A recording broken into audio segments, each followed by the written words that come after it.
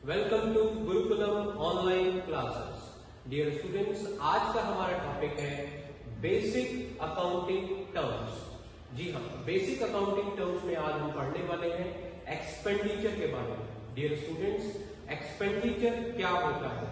जब कभी भी बिजनेसमैन किसी भी एसेट को खरीदने के लिए, किसी भी सर्विस को खरीदने के लिए और किसी भी लायबिलिटी का पेमेंट करने के लिए किसी भी प्रकार से अगर पेमेंट करता है तो उसे हम एक्सपेंडिचर ट्रीट करते हैं। डियर स्टूडेंट्स, एक्सपेंडिचर को क्लासिफाई किया गया है टू टाइप्स में। First one is capital expenditure and second one is revenue expenditure. Dear students, capital expenditure क्या होता है?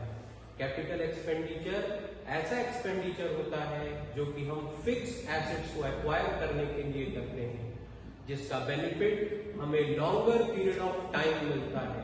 इससे हमारे बिजनेस की अर्निंग कैपेसिटी जो है इंक्रीज होती है।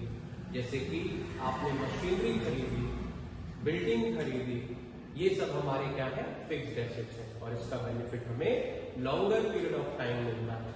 Dear students, next one is revenue expenditure.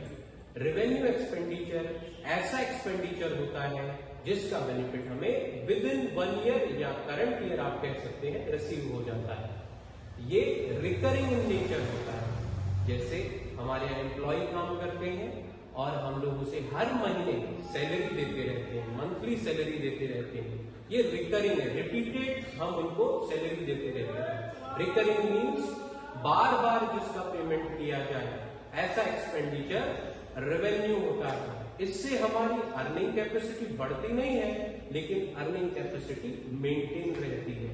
Machinery खरीदते हैं तो ये हमारा कैपिटल एक्सपेंडिचर है, लेकिन अगर मशीनरी को रिपेयर करवाते हैं तो ये हमारा रेवेन्यू एक्सपेंडिचर है।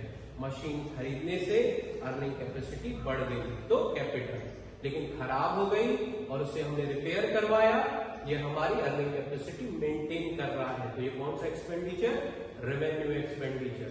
तो उम्मीद करता हूं डियर स्टूडेंट्स आपको एक्सपेंडिचर और उसके टाइप्स क्लियर हो गए होंगे। मिलते हैं नेक्स्ट क्लास में। Thank you.